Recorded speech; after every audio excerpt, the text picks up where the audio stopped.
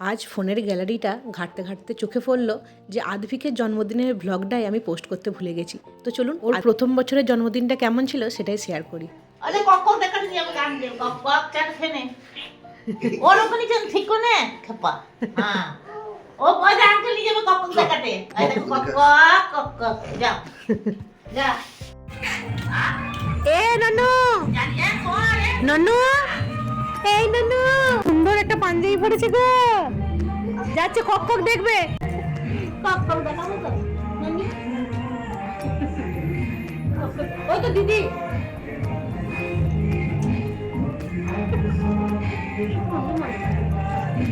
চো চো কক দেখাবো তুমি নিয়ে চলো তাহলে, আমি ফোনটা নিয়ে যাই। নানি দাঁড়া দেখি দাও প্যান্টটা কি সুন্দর, জামা প্যান্ট পরেছে দেখি দাও। দেখ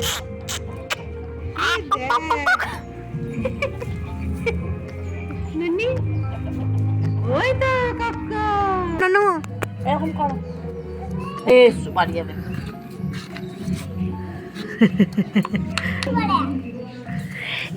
এই তো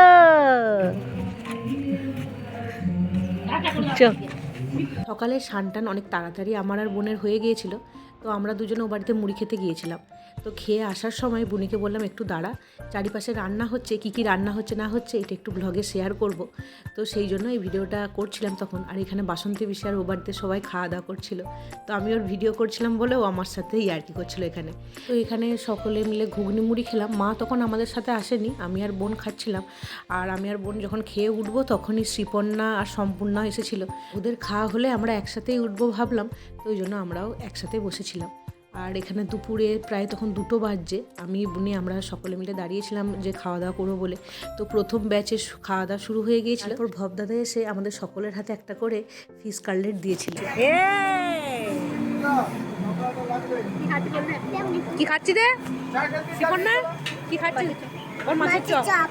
কিছুক্ষণ পর আমি বুনি আর ও এখানে খেতে বসে পড়েছিলাম। তো এই টেবিলটাতে আমি আর বুনি ছিলাম, এইখানে বুনি ছিল আর এইদিকে ছিলাম আমি। আর একদম আমাদের পেছনের টেবিলেই ছিল আমার বর। এই যে দেখুন দূরে বসেও জল খাচ্ছে। তখন তো বেশ ভালোই গরম ছিল, খুব একটা ভালো ঠান্ডা পড়েনি। তো প্রথম পাতে পড়েছিল যেমন বললাম আপনাদেরকে ফিশ কাটলেট, তার সাথে কাসুন্দি স্যালাড। আর এখানে ছিল সাদা ভাত, তার সাথে ঝুরি আলু ভাজা। আর এখানে ছিল পালং শাকের চচ্চড়ি, ঘন মুগের ডাল মটরশুঁটি দিয়ে। তার সাথে এখানে ছিল ফুলকপি আর চিংড়ির তরকারি, দই কাতলা ছিল, সাথে ছিল চাটনি, পাঁপড় আর পায়েস, আর 2টো করে রসগোল্লা। তো খাওয়া দাওয়া সেরে এখানে বসেছিলাম বাইরেতে। আর মা এখানে একটু রেডি হয়ে এসেছিলো। তো মাকে বললাম তুমি বসো, তোমাকে কি সুন্দর দেখতে লাগছে সেটা একটু ব্লগে আপনাদের বন্ধুদেরকেও দেখাই। এদিন সন্ধ্যাবেলায় ও বাড়ির কার্তিক ঠাকুরের উদযাপন ছিল। তো তার জন্য বড় কার্তিক ঠাকুরকে এখানে এনে পুজো করা হয়েছে। সকলে মিলে তাই কার্তিককে এখানে বরণ করে নিয়েছে। এরপর হবে কার্তিক উদযাপন।